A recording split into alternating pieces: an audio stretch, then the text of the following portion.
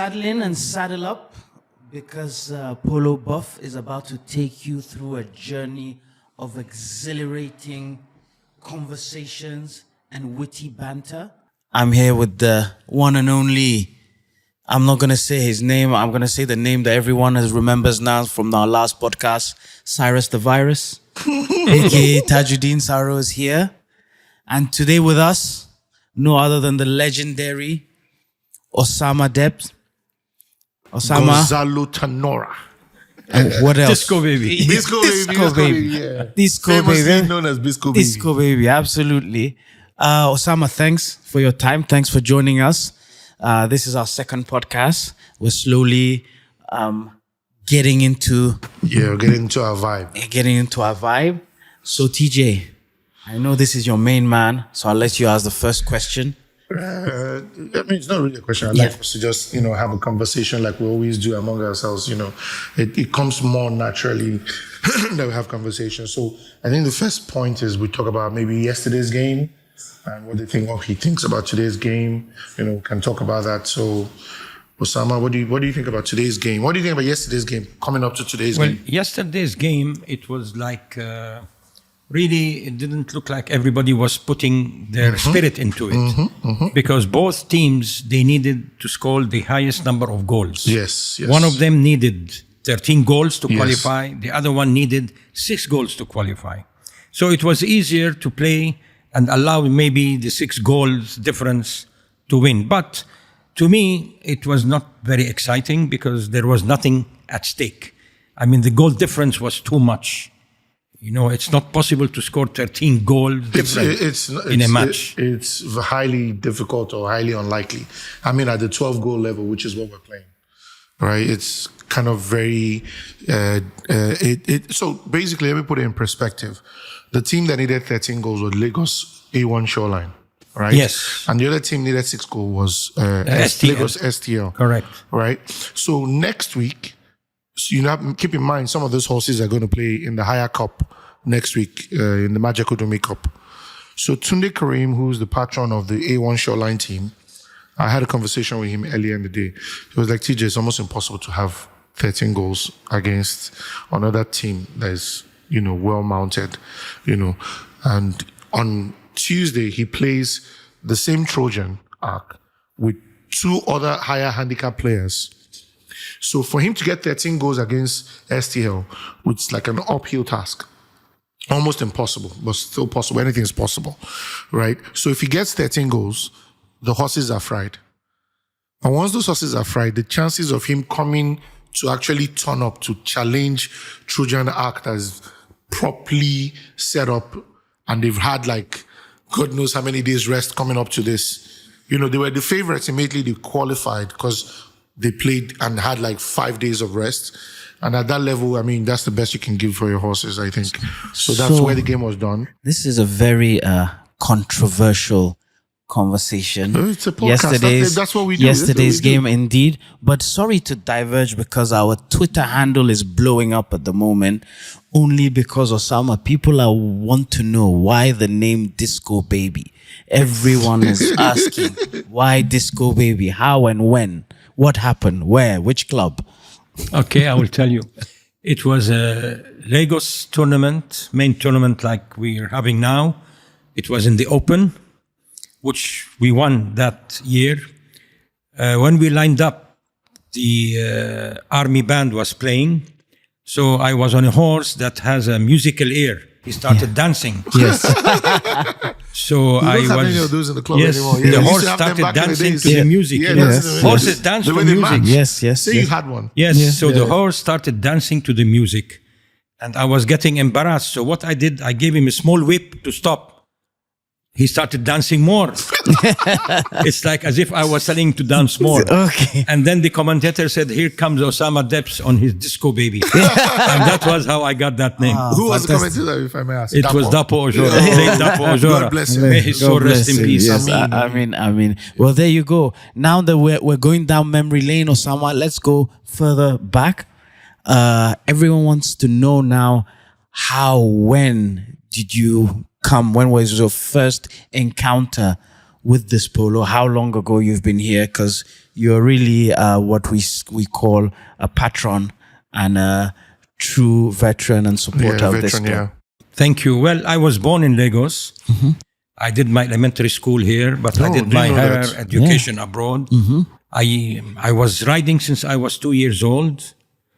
Once I came with a friend of mine to the Lagos Polo Club, and I like horses to start with. Then I saw that game very interesting, and I decided to join the club. I was the only beginner at that time at a -2. And then when the big guys, as we call them, saw me playing, saw me on horseback, they said, this one is a good beginner. So let's give him the support. My first tournament was in Kano. I was the only -2 playing in the highest cup in Kano, Emir of Katsina. Yes. Everybody was at +3 and +4. We had 5s back in the days. Yeah. Can you give us some names? Yes, there is Dangiwa Omar. Yes. He was 3 goals. There was Bello Ahmed, 2 goals at that time, commissioner of police. Then he became AIG. And there was an army colonel called Gunsmoke. Oh, they call him Gunsmoke because when he hits that ball, you feel like there is smoke coming out of that shot. Yes. And myself. Oh, wow. And it was good for them because I was a -2 to bring the handicap down. Yes, absolutely. Yes. And you were good -2. I played very well in that tournament and we won the Emir of Katsina. Yes. Oh, wow. And ever since I started, I continued. I played all over the country up to Sokoto. Yeah, you're telling me. I didn't know. If I don't know, a lot of people don't know. There was a club in Sokoto. Yes. I played everywhere in the country. Everybody knows me around the polo circle. Fantastic. And I got to +2. Yes. And then that was it. And I'm still playing. Not very active, but as you know, as you grow older. I think you take joy in getting things done. And without you, probably be lost on a lot of fun. Oh, thank you. I love the game. I've been in polo now almost close to 20 years, right? When I moved back to Nigeria from England, I already saw you doing what you're doing now. So it's a lot of dedication and commitment, which I applaud. I'm sure everyone applauds you for it. Absolutely. Thank you. Thank you enough. It's because of my love for the game. Yes. And your love for us also. I always saw myself when I started. When I see all those young players anxious and enthusiastic, I would love to give them the support. Sometimes I give them tips of how to sit on the horse, how to hit the ball. And they all appreciate it and I love it. What are your most memorable moments you think of if there was 3 times in the last, what do you say, 30 years, 40 years? How long? Yes. 40 years. Since 1987. Yes, in the last 40 years, what would you say? Almost 40 years. What would you say the last 3 most, the most memorable moments of the polo tournament that you'll say? It could be something very random. When you think 3 things that you will always remember about this club. Well, I remember the one that I really remember is the Lagos Open. It was a final. We were playing against Kaduna. You were with who? Yes, we won that cup. Who was that? Who was on it? Was myself, Alaji Audu Dantata, Abdu Dantata, Charles Malins, and Adamu Yaro at that time. Yes. That same team went on to win the Majek the next year without you. The year after. Exactly. The picture still is in his office. Yes, I remember. Exactly. Wow. And we were running neck to neck. There was 1 goal difference. And it was in the dying minutes of the last chaka, we had equalized. But then in the dying minutes of the last chaka, I don't know, Adamu scored 1 hell of a goal. And that was the end of the story. The crowd, they were on fire. Adamu, he was such a player. He had so much venom. Yeah, Adamu, he's a hard player. Something else. And he's passionate about the game. Yeah, absolutely. And with so much finesse. Yes. So much finesse. Yeah. Well, he had the best finesse. He's a good rider. Yes.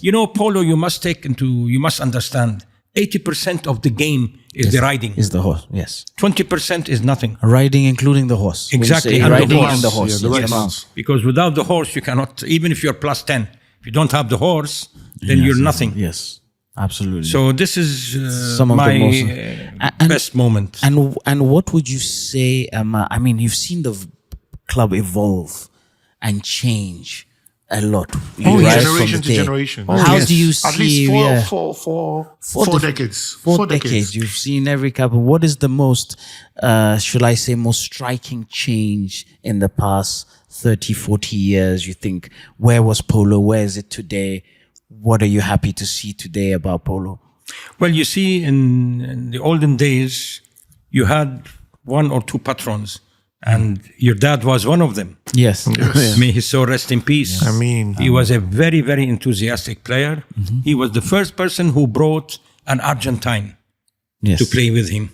Yes. And his name was, I will remember, but that guy would hit the ball from center straight to the goal. Wow. Very hard. Lopez. Yes. His Alex name was Graham Lopez. style. Edgar Lopez. Edgar. What team was that? Do you remember? Sorry? What was the name Anadaria of Anadaria Broilers. Broilers? Anadaria, yes. Broilers, right? Anadaria. He always played Anadaria. your Yes, yes, yes. And that Lopez will hit the ball from center straight to the goal. And later on, we started, like other patrons, started bringing one player. Yes. Then we had NPA meetings, and we decided, look, to make it more exciting and interesting, let's bring two OSPs Yes. and two Nigerians, and then it will be more exciting. Then there was a lot of money started to be spent on the game. Yes. Buying Argentine horses, getting more involved in the game, looking for OSPs with handicaps that match our own so that we can play. And that's how it started. And as of today, as you can see, a lot of patrons, some of them have even established their own clubs, like Fifth Chaka, Yes. Adamu Ata. and also Rubicon, Rubicon. Brightwater, Yes. Shoreline. So Shoreline, all of them started, creating their own teams. Before, we did not allow any player to make his own team. But when this thing started and money was being spent on polo, we agreed that, look, if somebody is going to spend all that kind of money, they should be given the freedom to choose who they want to bring. Yes, absolutely. And then we decided that everybody should fit in their own team, and we will just accommodate. Now, only the leftovers, then the club will create teams for them. It still happens. It happened because, as you know, when a patron is creating a team, he will look for the best players around. Yes. And everybody will be booking every player. Yeah. Then when there is nobody left except the leftovers, then we bunch them together and we create teams for them. Now, whether they win or not, is up to they them. participate.